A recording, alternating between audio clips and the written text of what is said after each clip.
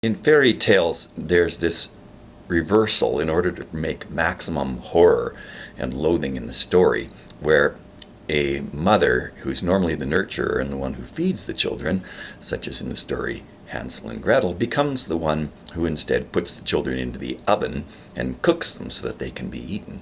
And it seems to me there's a similar sort of psychology going on in the naming of vocal registers, particularly the one called vocal fry.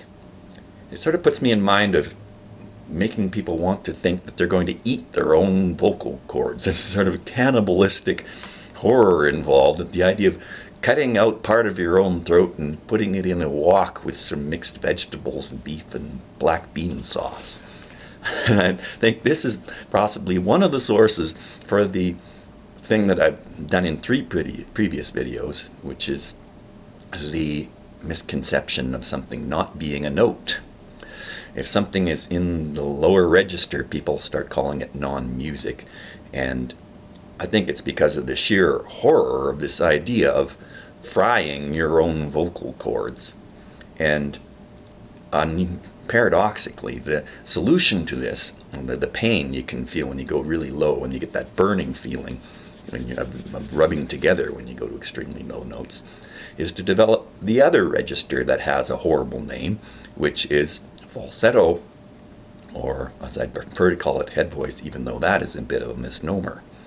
What I've found is that by developing that supposedly false voice, terribly named, then I could produce a low pitch without having the scraping effect. Although I can do a croaking or a rattling sound also without hurting myself, just strictly croaking and not trying to sing by other means. But if I can develop that register, the one that is, I prefer to call head voice, take it really low, then that gets rid of the friction effect. So the one misnamed register, the falsetto, is the solution to not having to use the other misnamed register, the fry. Develop one to replace the other and you're better off, it seems to me. But in order to get there, I found that I had to do a lot of practice, song after song, extended periods, in head voice. And when I did that, after having practiced in nothing but what previously people would call chest voice, I was sore. I was sore for about a month continuously from the adjustment of trying to learn to sing in what is supposedly the gentlest, most innocuous, softest, least effort voice that there is. This is a block I think perhaps somebody else might have, because the idea of doing exercise to get better and be healthier at other types of exercise like cardio or calisthenics or weightlifting is to feel the burn or make it burn.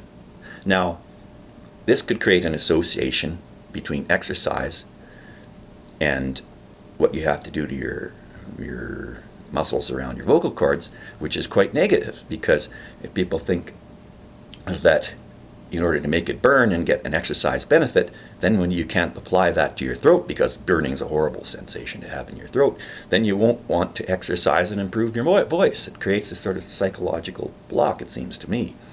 Not that it's good to have your vocal cords burning, but it is good to work and exercise and practice in order to become a better singer.